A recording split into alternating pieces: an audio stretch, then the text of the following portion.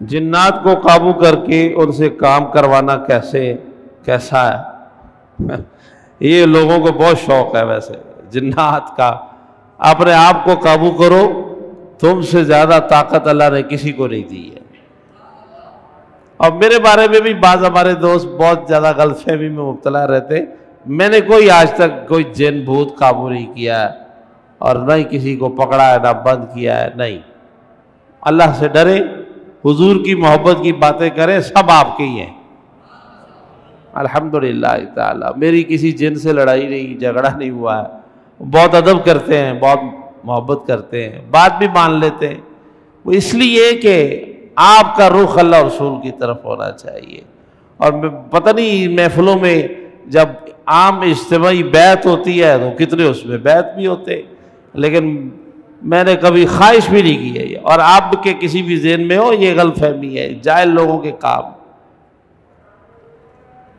وہ طوطے کو قید کر کے دنیا کی فالیں نکالنے والے وہی جنات سے کام لیتے ہیں.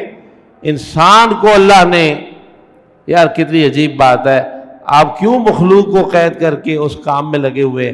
اپنے آپ کو خالق کے آگے قید کرو، سب تم خود کرو. نہیں سنا؟ یہ جہاں چیز ہے کیا، لوح قلم تیرے ہیں، کی محمد سے وفا تو نے تو ہم تیرے ہیں. یہ جہاں چیز ہے کیا، لوح قلم تیرے ہیں. نیک اعمال کرو، پاک رہو، تقوی اختیار کرو. اور یہ جنات اور ان کی قید میں مت اپنا وقت ضائع کرو. یاد رکھو کہ وہ جب بھی ان کو موقع ملتا ہے تو خاندانوں کے خاندان وہ تباہ کر دیتے، پھر وہ آپ کو بھی تو قید کرتے. وہ بھی تو دیکھیے پھر جنات سے دوستی تعلق اور ان کو قید کرنا بہت نقصان دہ ہے. بزرگوں نے فرمایا سب سے چھوٹا نقصان انسان کا یہ تو ہوتا ہی ہوتا ہے کہ انسان بہت متکبر ہو جاتا ہے. وہ کہتا ہے میرے پاس جن ہے، دیکھ میں کیا کر سکتا ہوں. لیکن جس دن وہ جن ہاتھ دکھاتا ہے تو پھر وہ کہیں کا بھی نہیں رہتا ہے. ایسے کئی لوگ کافر ہو کر مرتے ہیں. اس لیے اس طرح کی طریقے نہیں اختیار کرنے چاہیے.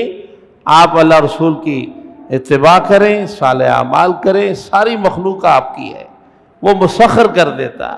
جن کو تو آپ قید کریں گے. یہ دنیا کی ساری چیزیں جو آپ کے ہاتھ میں اللہ نے دی ہیں، یہ کوئی چھوٹی بات ہے. موٹر سائیکل بھی جو آپ چلاتے ہیں نا، میں اور آپ کوئی بھی اس کے قابل نہیں تھا، اسی نے آپ کے ہاتھ میں مسخر کر دیا. بگڑ جائے موٹر سائیکل تو بندے کا کچومر نکال دیتی. گاڑیاں، جہاز، یہ مخلوقات، جانور سب انسان کی خدمت میں ہیں. جنات بھی، ارے یار جنات سے اوپر چلو نا. فرشتے انسان کی خدمت کرتے ہیں کہ نہیں کرتے؟ صالح آدمی کا احترام کرتے ہیں، اس کی خدمت کرتے ہیں، اس کے کام آتے ہیں. تو جنات کو قید کرنے کا خیال چھوڑے، ایسا کچھ کیجئے کہ فرشتے آپ کی خدمت کریں. اللہ تعالیٰ سمجھنے کی توفیق عطا فرمائے. میں پہلے اعتکاف بیٹھتا تھا، رجب، شعبان، رمضان تینوں مہینے بیٹھ جاتا تھا. چلو کوئی اپنے بہت سارے گناہوں کو دھونے کا موقع مل جائے. اور میرے محلے والے کچھ دوستوں نے مشہور کر دیا کہ یہ کوئی چڑیل قید کر رہے ہیں آج کل، بڑے کوئی جن قید کر رہے ہیں، آج یہ ہو رہا ہے. اس وجہ سے پھر میں چھوڑ دیا. ابھی پتہ نہیں کیا سمجھیں گے لوگ. اور میرے کو تو آج تک چڑی بھی قید کرنے کا شوق پیدا نہیں ہوا. پرندہ، چڑیا چھوٹی.